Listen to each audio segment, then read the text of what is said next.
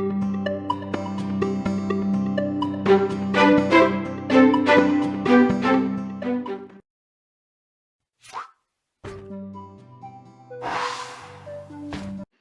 हम पढ़ने जा रहे हैं स्पर्मेटोजेनेसिस एंड oogenesis यानी gamete formation in human being हम पढ़ने जा रहे हैं।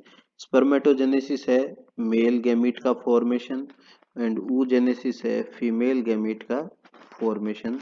इन दोनों को हम कलेक्टिवली गैमीटोजेनेसिस भी कह सकते हैं, गैमीटोजेनेसिस। ठीक है, सबसे पहले हम स्पर्मेटोजेनेसिस पढ़ेंगे।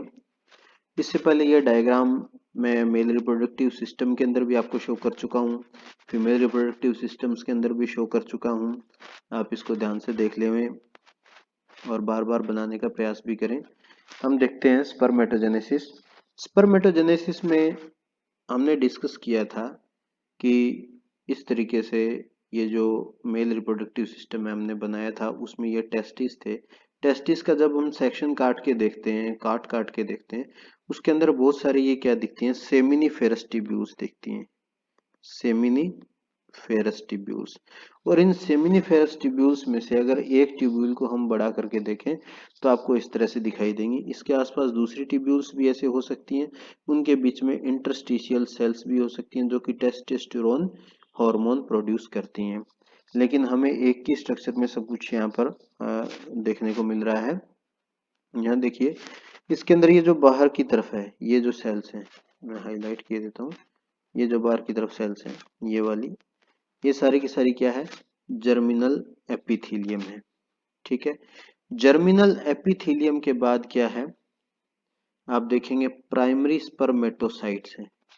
प्राइमरी स्पर्मेटोसाइट्स डिवाइड होके बनाती हैं सेकेंडरी स्पर्मेटोसाइट्स, और सेकेंडरी स्पर्मेटोसाइट्स क्या बनाती हैं, डिवाइड होके स्पर्मेटिड्स, और स्पर्मेटिड्स क्या करते हैं, स्पर्म बनाते हैं। तो ये मैच्योरिंग स्पर्म आपको दिख रहे हैं यहाँ पर, जो मैच्योर हो रहे हैं स्पर्म। और ये जो येलो कलर की जो सेल्स बनाई हुई है यहाँ पर देखिए, ये जो सेल्स हैं, इसके अंदर 4 सेल हमने बनाई है। ये सेल्स क्या कहलाती हैं, सिर्टोली सेल्स या नर्स सेल। इनके अंदर एम्बेडेड रहते हैं एक तरीके से स्पर्म्स जो हैं, जो कि मैच्योर हो रहे हैं। तो ये इनको क्या करती है, न्यूट्रिशन प्रोवाइड करती है। अभी हम जो आगे जो नेक्स्ट डायग्राम देखने जा रहे हैं, उसमें प्राइमरी स्पर्मेटोसाइट से किस तरह से सेकेंडरी स्पर्मेटोसाइट, फिर स्पर्मेटिड्स और फिर अल्टीमेटली स्पर्म कैसे बनते हैं, उनको हम अलग से देखेंगे। आपको ये डायग्राम याद रखना चाहिए, प्री मेडिकल के हिसाब से भी काफी इम्पोर्टेंट है। यहाँ पर देखिए, जो जर्मिनल सेल है, ये जर्मिनल एपिथेलियम है, यही जो है वो प्राइमरी स्पर्मेटोसाइट्स बनाती रहती है। चलिए देखते हैं आगे। इसके अंदर मैंने स्पर्मेटोजेनेसिस और oogenesis दोनों ही एक साथ दिखाए हुए हैं, लेकिन आप अभी जो है केवल और केवल स्पर्मेटोजेनेसिस पर ध्यान दें, oogenesis को एक बार छोड़ दें। इसी लेक्चर के अंदर हम आगे देखने वाले हैं, इसको सेम डायग्राम हम आगे भी देखेंगे। तो पहले आप स्पर्मेटोजेनेसिस देखिए, इसको बिल्कुल आपको यही याद हो जाएगा। स्पर्मेटोजेनेसिस के अंदर देखिए 3 फेजेस हैं। पहली है मल्टीप्लीकेशन, यानी अपनी संख्या बढ़ाने वाली फेज। सेकंड है ग्रोथ फेज, यानी साइज बढ़ाने वाली फेज। और थर्ड फेज है मैच्यूरेशन, मैच्यूरेशन यानी पूरी परिपक्वता प्राप्त करने वाली फेज। इसमें देखिए मल्टीप्लीकेशन फेज, जैसा कि आपको नाम से ही बिल्कुल क्लियर है कि कोई भी सेल है वो अपने आप को मल्टीप्लाई करके अपनी संख्या में बढ़ा रही है। देखिए जरा, यहाँ ये एक सेल है, ठीक है, ये जो एक सेल है वो क्या करती है, किस तरह से डिवाइड होती है। यहाँ देखिए नंबर ऑफ क्रोमोसोम्स है 2n, और ये डिवाइड होती है कौन से डिवीजन से, माइटोसिस। माइटोसिस यानी ऐसा सेल डिवीजन जिसके अंदर नंबर ऑफ जो क्रोमोसोम्स हैं वो उतने ही बने रहते हैं, डिप्लॉयड ही बने रहते हैं, जिसको हिंदी में हम समसूत्री विभाजन कहते हैं। यानी गुणसूत्रों की संख्या, क्रोमोसोम्स की संख्या बिल्कुल इक्वली उतनी ही रहती है। एक सेल से 2 सेल, 2 से 4 सेल और 4 से 8 सेल, इस तरीके से ये सेल्स अपने आप को क्या कर रही हैं, मल्टीप्लाई कर रही हैं। और इसमें से जो सेल्स हैं वो धीरे धीरे जो है वो आगे ग्रोथ फेज के अंदर जाती है। तो ग्रोथ फेज के अंदर पहले ये जो सेल बनाई हुई है, ये कौन सी सेल है, प्राइमरी स्पर्मेटोसाइट। ये जब अपना साइज बढ़ा लेती है कुछ न्यूट्रिशन गैदर करके, तो उस स्टेज में ये जो बड़ी सेल है इसको हम क्या कह देते हैं, प्राइमरी स्पर्मेटोसाइट। ध्यान देने योग्य बात ये प्री मेडिकल का भी एक इंपॉर्टेंट क्वेश्चन यहाँ पे बनता है कि what are the number of chromosomes in primary spermatocyte. तो आपको ध्यान रखना है वो क्या है, डिप्लॉइड ही होती है, 2n होती है, हमेशा ये ध्यान रखना है। उसके बाद देखिए अब ये सेल जो है वो डिवाइड होगी फर्स्ट मियोसिस, मियोसिस यानी अर्धसूत्री विभाजन। यहाँ क्रोमोसोम्स की संख्या आधी रह जाती है, हाफ रह जाती है। तो ये जो अर्धसूत्री विभाजन, पहला अर्धसूत्री विभाजन होता है, उसके बाद ये 2 सेल्स बन जाती है, 2 से फिर ये 4 सेल्स बन जाती हैं। ये सारा का सारा क्या है, मैच्यूरेशन फेज के अंदर है। देखिए फर्स्ट मियोसिस सेकंड मियोसिस दोनों मैच्यूरेशन फेज के अंदर ही आती हैं।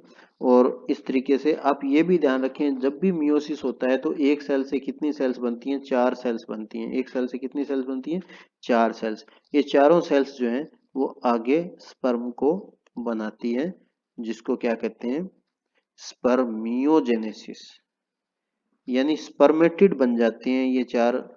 एक बार मैं इसको रब कर देता हूं डायग्राम को, ताकि आपको वापस क्लियरली बता सकूं। ये जो 4 स्पर्मेटिड बन गए हैं, इन स्पर्मेटिड को मैं राउंड कर देता हूं, ये 4 स्पर्मेटिड बन गए हैं।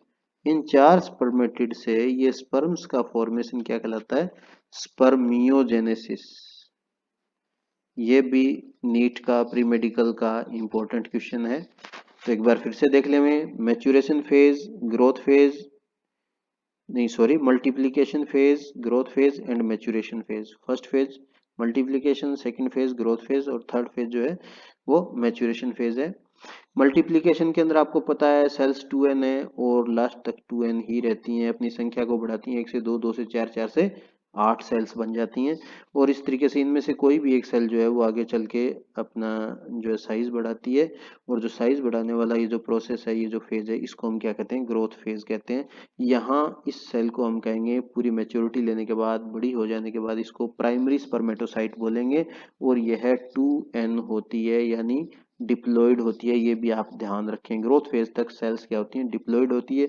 ग्रोथ फेज के बाद जैसे ही वो मैच्यूरेशन फेज के अंदर एंटर करती है तो उस टाइम फर्स्ट मियोसिस होता है, पहला अर्धसूत्री विभाजन होता है, जिसके कारण जो है यहाँ पे ये फर्स्ट जो है ये बन जाती है, ये सेकेंडरी स्पर्मेटोसाइट्स बन जाती हैं। तो आपका प्री मेडिकल का क्वेश्चन बनता है, प्राइमरी स्पर्मेटोसाइट्स के अंदर नंबर ऑफ क्रोमोसोम्स कितने होते हैं, 2n होते हैं। जबकि सेकेंडरी स्पर्मेटोसाइट्स के अंदर कितने होते हैं, n होते हैं। सेकेंडरी स्पर्मेटोसाइट्स फिर सेकेंड मियोसिस के अंदर जाती हैं और 4 जो है वो स्पर्मेटिड्स बनाती है। ये सारा का सारा प्रोसेस जो है फर्स्ट मियोसिस ऑनवर्ड्स, जितना भी प्रोसेस है ये सारा का सारा मैच्यूरेशन फेज के अंदर होता है। और जो ये स्पर्मेटिड्स बन जाते हैं और इन स्पर्मेटिड से स्पर्म का फॉर्मेशन स्पर्मियोजेनेसिस कहलाता है। ये भी प्री मेडिकल का एक अच्छा क्वेश्चन है, ध्यान रखने में।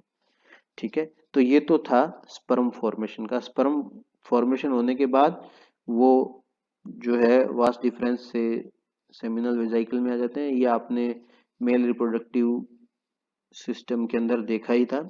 यहाँ एक बार फिर से कंक्लूड कर देते हैं स्पर्म फॉर्मेशन को।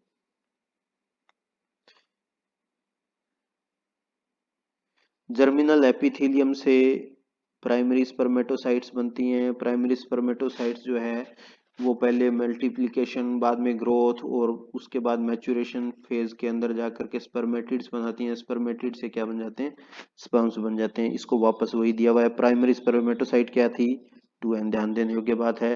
फर्स्ट मियोसिस होता है, सेकेंडरी स्पर्मेटोसाइट्स क्या थी, ये n थी। फिर सेकेंड मियोसिस होता है, सेकेंड मियोसिस के बाद ये क्या बन गया, 4 स्पर्मेटिड्स।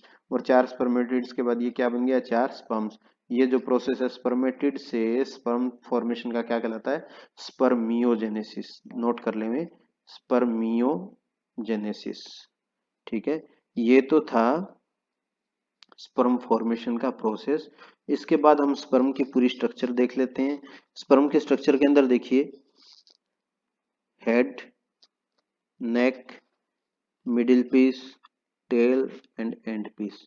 ये इतने भाग होते हैं, इसके इतने पार्ट्स होते हैं, 1 2 3 4 एंड 5। ये डायग्राम भी आपको याद रख लेना चाहिए, ठीक है। हेड के अंदर जो दो पार्ट होते हैं देखिए, एक तो है एक्रोसोम और दूसरा है न्यूक्लियस। एक्रोसोम के अंदर क्या होते हैं, एंजाइम्स होते हैं जो कि फर्टिलाइजेशन के टाइम जो ओवम के अंदर एंटर करने के लिए उसकी मेम्ब्रेन को डिग्रेड करने के काम आते हैं, वो एंजाइम्स किस में होते हैं, एक्रोसोम में होते हैं।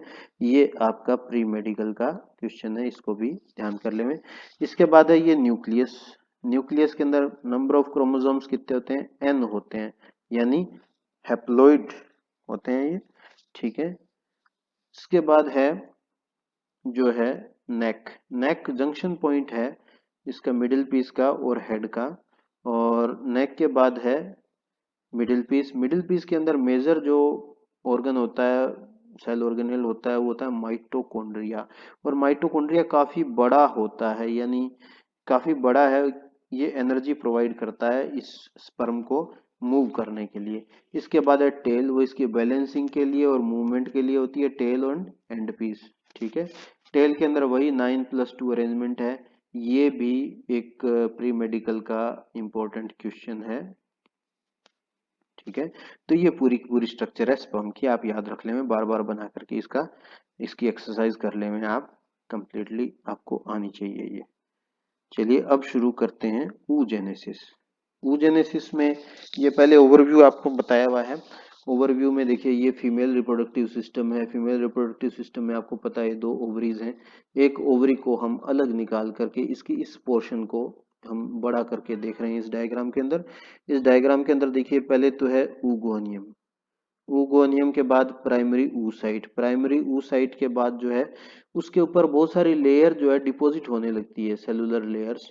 तो उसके बाद जो बहुत सारी सेलुलर लेयर्स डिपॉजिट होती है, उसके बाद ये बन जाता है सेकेंडरी ooसाइट। सेकेंडरी ooसाइट में के बाद टर्सरी ooसाइट भी बन जाता है और ये ओव्यूलेशन हो जाता है। ये आपने रिप्रोडक्टिव साइकिल के अंदर भी पढ़ा था, ठीक है।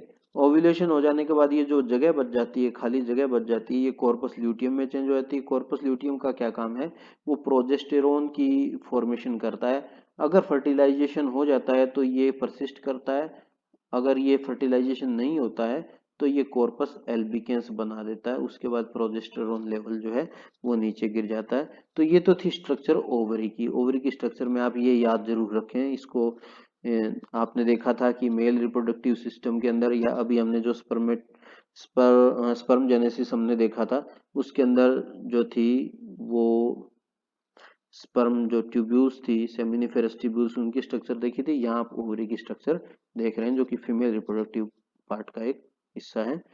अब वही डायग्राम हम यहाँ पर दोबारा देखने जा रहे हैं जो हमने पहले देखा था। पहले तो हमने ये पढ़ा था स्पर्मेटोजेनेसिस, ये वाला पोर्शन। अब आप इसको छोड़ दीजिए, केवल ये आगे वाला ये वाला पोर्शन।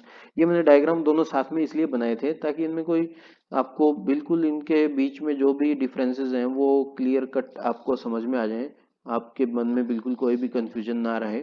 तो यहाँ देखिए, oogenesis के अंदर वही पहला फेज जो है मल्टीप्लीकेशन फेज है। मल्टीप्लीकेशन फेज के अंदर क्या होता है, वही 1 से 2, 2 से 4, 4 से 8 सेल्स बनती हैं और वही डिप्लॉइड सेल्स बनती हैं, ठीक है। इसके बाद इन सेल्स में से कोई भी एक सेल जो है वो प्राइमरी ooसाइट के रूप में जो है वो बड़ी होती है, ठीक है। इस फेज को क्या कहते हैं, ग्रोथ फेज कहते हैं इसको।